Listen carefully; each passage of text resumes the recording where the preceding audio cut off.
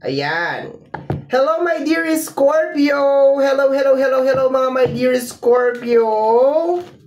Ayan. Dahil naumpisa na natin mag-upload ng 2025 reading, gawa na natin lahat. No, lahat ng reading, and ikaw na, my dear Scorpio. Okay. So, reminder, mga my dear Scorpio, na ang gagawin natin ngayon ay general reading, so hindi to 100% na mag-resonate para sa ating lahat. So, please, mga my dear Scorpio, lower your expectation pagdating po sa mga general reading. Okay, my dear, tingnan natin ang iyong 2025 reading. And para makuha natin, my dear, yung buong energy ng 2025, I will be getting, bakit ba nag-i-English ako? Kukuha ako ng baraha na ilalagay ko sa bawat buwan from January to December, okay? Dati ginagawa ko to, pero dahil sobrang haba nga niya, wag na nga. Sabi ko, wag na nga. Kaso, may nag-request na naman ulit. Itago na lang natin sa zodiac sign na Taurus. Kilala nyo ba yon? Nag-request. Gawan daw ng 2025.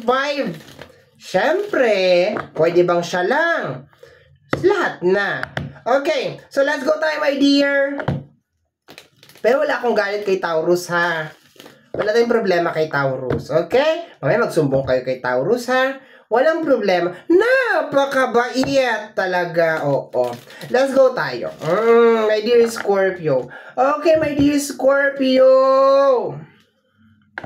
2025, kunin na natin, my dear, yung energy ng January. Medyo umpisa na natin to kasi medyo mahaba-haba ito, my dear. My dear Scorpio, 2025, let's start with your January.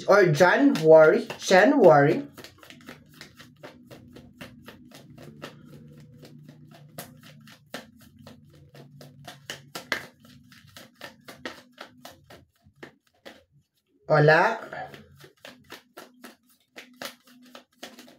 Okay. The Judgment and the Three of Cups. Okay? January energy, my dear. So, ang nakukuha ko dito, Three of Cups is energy of celebration, my dear. Okay?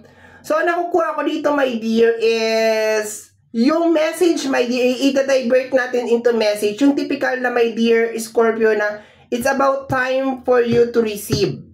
Kasi sa energy ng Judgment, parang panahon na. Panahon na para ma-receive mo posibleng isang bagay, my dear Scorpio, na matagal mo nang minamanifest or matagal mo nang dinadasal, my dear, ang marireceive mo, my dear, or mangyayari sa January 2025. Okay? So, maganda siya, my dear. Okay? Masaya yung energy connected sa iyong emotion, January. Isang bagay na matagal mo nang dinadasal, my dear. Ayan, posibleng meron din mga celebration ng January because of your achievement, because of your success. Okay? Let's go tayo sa energy ng January, February. Okay? February energy, my dear Scorpio. The Five of Pentacles, okay? And the Seven of Wands, okay?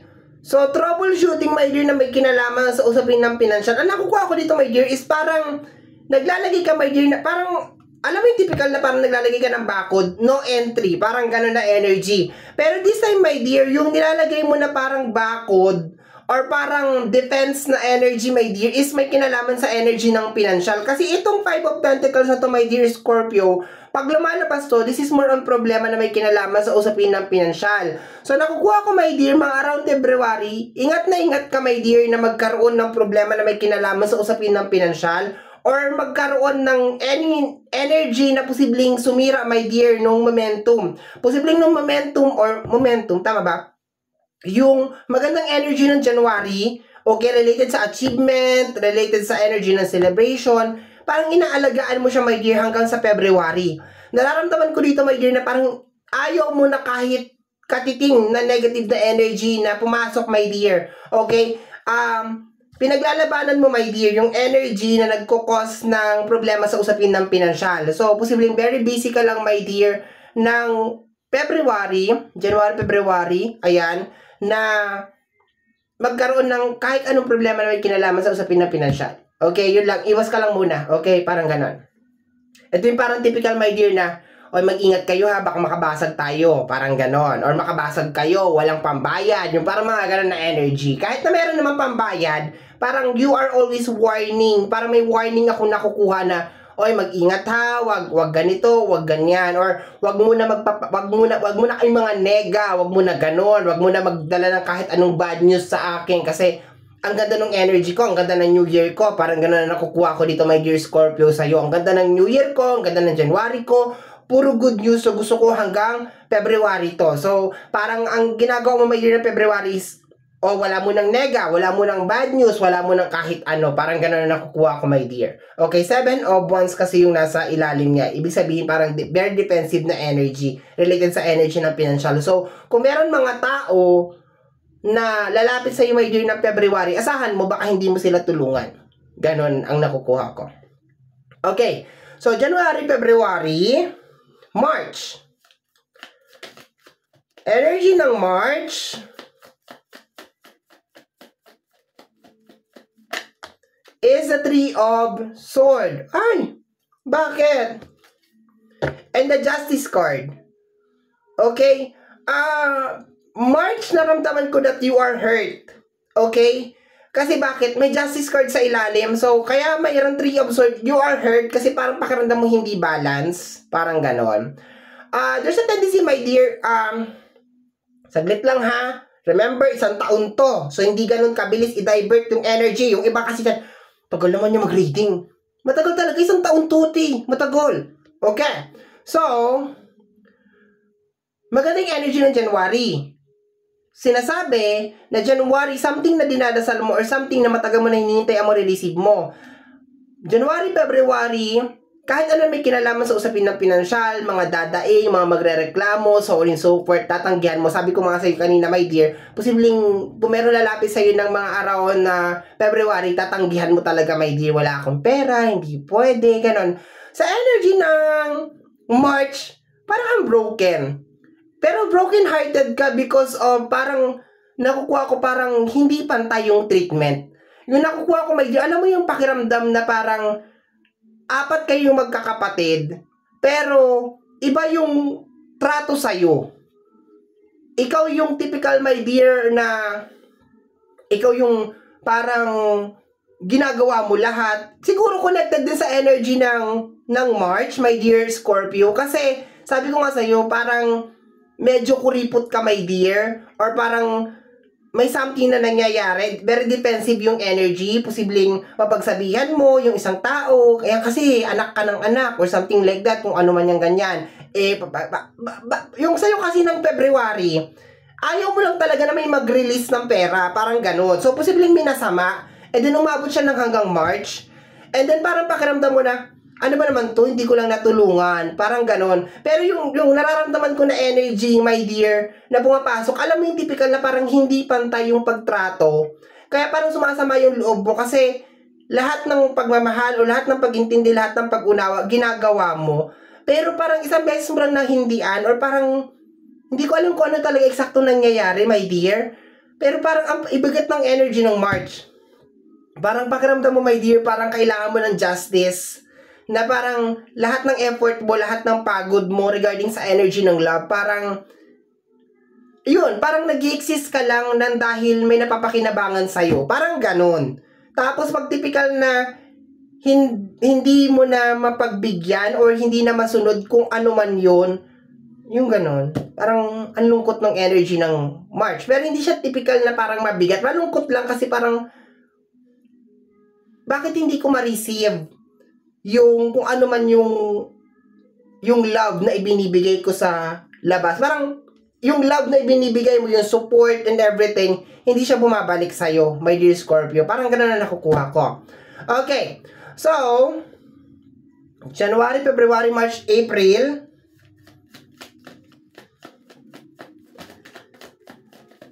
Tingnan natin ng April. Maganda yung January mo, my dear. I really love the energy of your January kasi energy of success. Kaso siguro dahil successful ka nga, my dear, ng January, meron mga tao na expected nila kasama sila dun sa success na yon. Parang ganon. And then, pag sinabi mo sa kanila ng diretsuhan na, oy, hindi ka kaya kasali sa success ko kasi ako lang kaya nagtrabaho. Parang mamasamain nila. And, yun na sa tingin ko yung energy ng February, parang ganon na energy na hindi ka pwede magsabi ng no. Parang ganon. Okay, let's go tayo sa energy ng January, February, March, April. Okay, the Eight of Wands, the message of the universe, mensahero, and the King of Cups. Okay, ang King of Cups is more on waiting and understanding. Okay, pakiramdam ko meron kang hinihintay dito. April is energy of apologize, parang ganon. Parang second chance yung nakukuha ko, my dear, ng April. Parang nag-e-expect ka, my dear. And there's a tendency dahil 8 of Wands to, baka meron mga energy na papasok ng April para humingi ng sorry, which is ini-expect mo naman na manghingi sila ng apology. Parang ganon na nakukuha ko, my dear. So, April is energy of second chance, okay? Parang ini-expect mo na magsusorry sa'yo or babalik sa'yo, parang gano'n. So, in short, my dear, ang April is meron mga energy na babalik and then hihingi ng second chance. Okay, gano'n yung energy niya. So, posible. Posible na yung mga tao na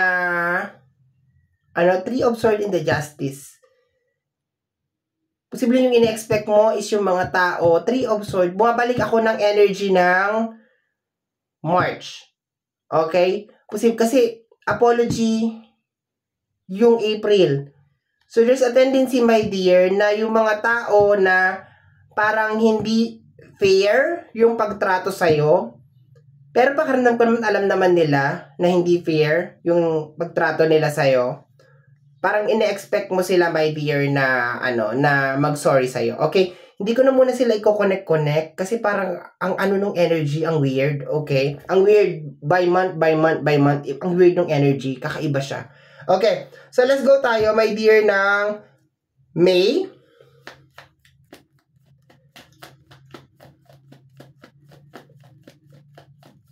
Alam mo, my dear, from January hanggang April, ang nakukuha ko dito, my dear, is sa 2025, my dear, mag-ingat ka sa mga tao na minsan sinira na yung buhay mo. Yun ang nakukuha ko, my dear. Kasi pakiramdam ko sa 2025, my dear, maraming mga tao, my dear, ang mamahalin ka nang nakadepende sa pakinabang mo. Yun ang nakukuha ko lang dito sa card. Okay? Pero pag once na kasi wala na silang nahihita sa'yo, my dear Scorpio, that's the time na marirealize mo na yung love pala na pinapakita nila sa'yo o yung care na pinapakita nila sa'yo ay hindi pala totoo. So, if I were you, mag-iingat ako doon. Kahit na sabihin natin, my dear Scorpio, na nagugustuhan mo yung energy nila or masaya kapag kasama mo yung tao na yun o yung energy niya. Pero kung nag-i-stay lang naman siya nang dahil meron siyang nahihita sa'yo, wag na. Let's go tayo sa energy ng May.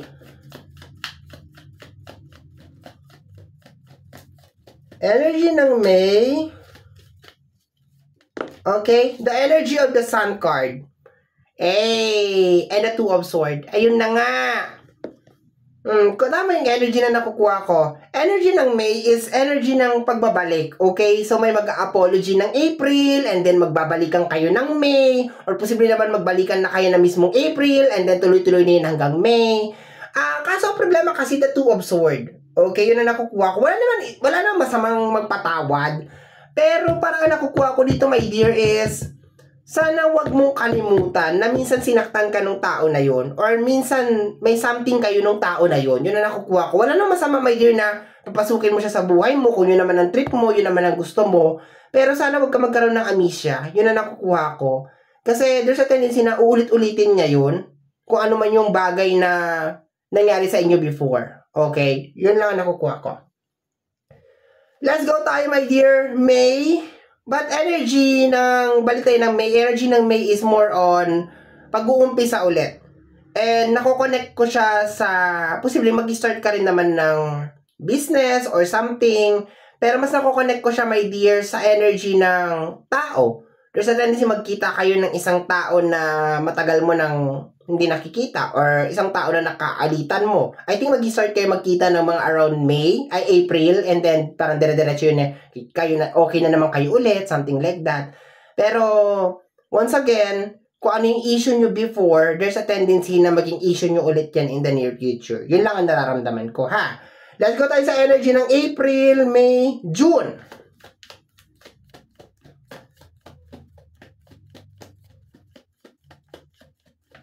Uy!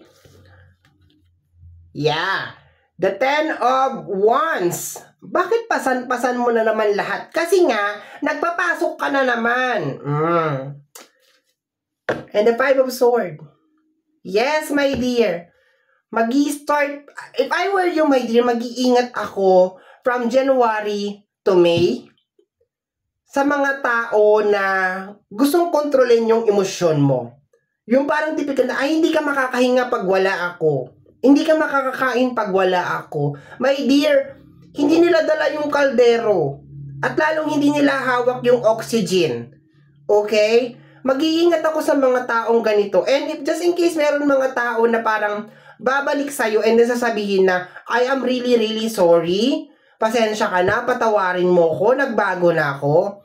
Huwag ka masyadong maniwala doon sa buka ng bibig. Yun na nakukuha ko, my dear. Kasi ang energy ng June is para ka nagko-complain. Para ka nagre-reklamo. Nararamdaman mo na, my dear, sa energy ng June na parang mag-isa ka lang. Parang ganon, yung bigat ng responsibilidad. And 5 of Swords to. 5 of Swords is energy ng parang meron kang gustong sabihin or parang energy ng confrontation or energy ng abandonment. Nag-halo-halo yung energy sa 5 of Swords ng energy ng abandonment, energy ng confrontation. Okay, yun na nakukuha ko dyan na energy. So, energy ng June is nararamdaman mo yung pressure ulit. Okay? Hindi ko alam bakit mo nararamdaman yung pressure ulit. Basta very pressure yung energy ng June. Parang gusto mo mag-complain, nararamdaman mo na parang ikaw na naman ulit, shoulder mo na naman ulit. Kasi baka there's a tendency lang, ha, baka there's a tendency, my dear Scorpio, na meron mga tao na dahil ayaw mo sumama yung loob nila sa'yo, parang ba okay lang, babalik mo na naman ulit sa regular na rotation nyo ulit. Parang ganon, no? So, ikaw, iniisip mo, ayaw mo sumama yung loob niya sa'yo. Pero siya, hindi niya iniisip, my dear Scorpio, na baka sumama yung loob mo sa kanya. 'Di ba? Parang, okay. Let's go tayo sa energy ng July. Alam mo yung energy dito, my dear Scorpio, alam mo yung typical na nagjowa ka. Ito lang, ha, yung nararamdaman ko, i-express ko talaga. Alam mo yung typical na parang nagjowa ka, tapos yung jowa mo parang napakabatugan. Sobrang batugan. Sa sobrang batugan ng jowa mo, na parang nabablinded ka, na parang kasi mahal na mahal mo eh. Parang nabubulagan ka. Parang gano'n na nakukuha ko, my dear. Yung mismo nakukuha ko dito na, yung alam mo yung kanta na, kahit na nagmumukhang tanga, kahit na sinasaktan ako, iiyak ako dahil sa'yo. Ganon. Eto pa rin ako. Okay, let's go tayo. July. Dito lang sa area na to, ha. Actually, naramdaman ko yun from April, May hanggang June. Yung energy na ano, yung ganon. July. Okay. July. Okay. The Knight of Cups. Offering. Ay! Okay. Ayoko na mag-focus muna. Sige, unahin ko ba yung unang energy o yung pangalawang energy? Yung unang energy na lang. Yung, okay. Yung high pitch na energy. This is unconditional love, my dear, ng July. Nararamdaman ko dito, my dear Scorpio, na maski nahihirapan ka, parang you are trying your best na mag-provide. Remember, 6 of Pentacles to. Pera, sharing. Nararamdaman mo ng June, yung energy ng abandonment, yung energy ng mag-isa ka lang, yung pressure ng buhay, Pero pagdating ng July, eto ka ulit, 'di ba? You're trying to give, you're trying to share. Nagmamanifest yung kanta, my dear, yung kahit na, 'di ba? Yung dahil mahal na mahal kita, yung parang ganon. No? Hindi ko alam kung anong issue sa loob between you at saka kung sino man tong energy na to. Pero I think merong hindi balance na nangyayari sa inyong dalawa. Or sabihin natin sa loob ng circle. Kasi posible naman, my dear, hindi lang to isang tao. Posible naman, my dear, na grupo, pamilya, parang ganon. Okay?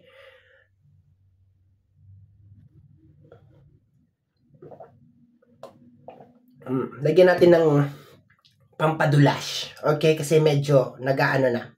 Okay, let's go tayo. Let's go tayo sa energy ng July, August. Ang bigat ng reading mo, my dear. Ang bigat niya kasi alam mo yung typical na nararamdaman ko, my dear, na sa energy ng success, meron naman. Sa energy ng pera, sa energy ng blessing. I think yung magiging problema lang natin sa 2025, mga my dear Scorpio, is yung typical na parang may araw na mararamdaman mo na bakit ganon? Parang hindi pantay. Parang hindi pantay, yun na nakukuha ko. Tapos wala kang way para i-stop. Kasi yung reason ng kasi ang dami. Kasi dahil naawa ka or ayaw mo na magkagulo kayo or something, ang daming reason nung kasi. Pero ang pinaka-point kasi dito, my dear, is somebody is bringing you down. And sinusubukan mo, my dear Scorpio, na wag ka munang mag-complain, wag ka munang gumawa ng kahit anong mali. Pero sige pa rin siya. Parang sige pa rin yung energy. And nadidrain ka kasi hindi mahirap hindi madali kitain ang pera. Hindi madali ang mag-provide, hindi madali ang mag-support, hindi madali. No, kaso parang may energy na parang wala siyang pakialam, yun na nakukuha ko, my dear. And parang pinaparamdam nga sa'yo, my dear, sa 2025 na nag-i-exist ka lang kasi may napakinabangan ako sa'yo. Ganon. Okay, let's go tayo sa energy ng August. Uy! The Judgment and the Three of Wands. Three of Wands is energy ng travel. Gusto natin sino baka magta-travel ka ng August or mag-iibang bansa ka ng August, okay? Pero, ang energy kasi ng August, ano yung bottom deck niya?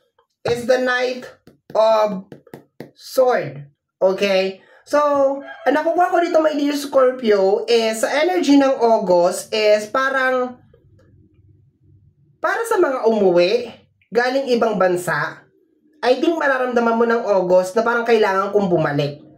Okay? Or mga around July, parang mararamdaman mo na kailangan kong bumalik. Kailangan ko na naman mag-abroad. Kasi parang hindi sapat.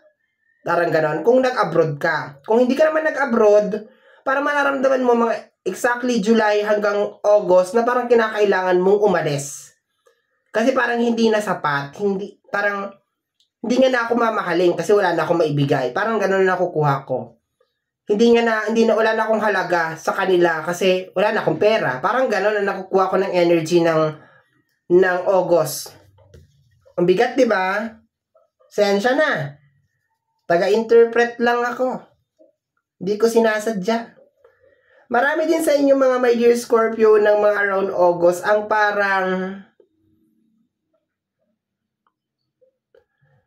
nadidismaya, parang nadidisappoint na energy. Parang ganon. Okay, August, let's go tayo sa energy ng September.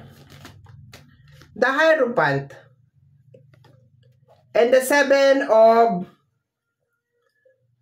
Wands. Hierophant is related sa energy ng spiritual awakening. And lumabas tong Seven of Wands na to sa energy ng ating February. Okay, lumabas siya sa energy ng February. So, nakukuha ko dito, my dear, is parang meron kang spiritual awakening, my dear, na merong bagay na kinakailangan na magtapos. Okay? Mga around September. Okay? Posibleng makakapag-abroad ka na mga around August, mga ganyan, or mga around September.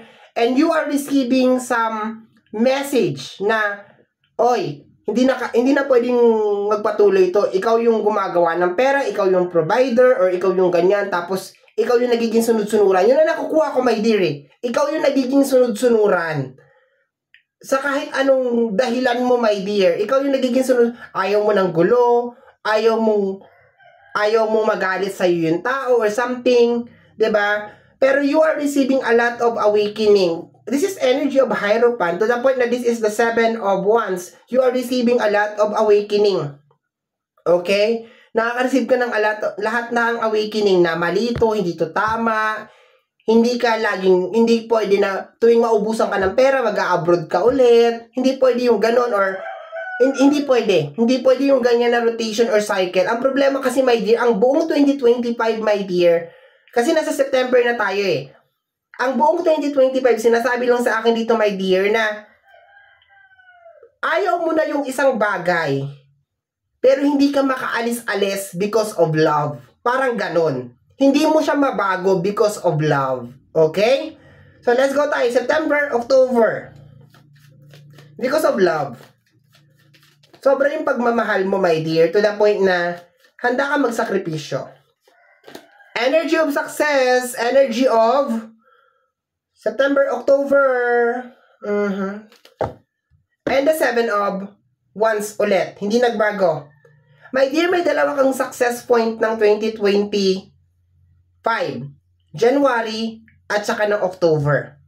Actually, pati May, maganda. Kung titingnan ko, my dear, maganda naman buong taon para sa'yo. Ang problema lang kasi, my dear, hindi ka marunong humindi. Yun ang nakukuha ko, my dear. Hindi mo alam kung paano mo proteksyonan itong mga swerte mo sa taon na to. Okay? This is energy of 6 of Wands and the 7 of Wands. October. Para sinasabi dito, my dear, na, ayan na naman, sinerte ka na naman, may pera ka na naman ulit. 'Di ba? So, pamigay mo ulit. Para ganon. 'Di ba? Pamudmud mo ulit. Tulong mo ulit. Walang masama, my dear Scorpio, na tumulong. Walang masamang tumulong. Pero, not all the time. May limitasyon. Kasi ayaw din naman natin turuan yung mga tao na maging tamad. Ayaw naman natin silang turuan na maging dependent sa atin kasi hindi naman tayo habang buhay mabubuhay. 'Di ba?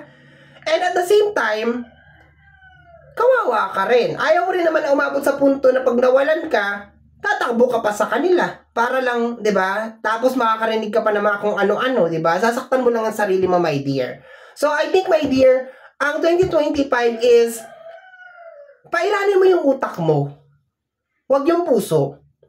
Okay? Kasi ang puso, mapandin lang yan eh. Nandahil sa pagmamahal, di ba? Nandahil sa pag-ibig. Di ba yung kanta? Umiiyak ako ngayon. Ganon. November.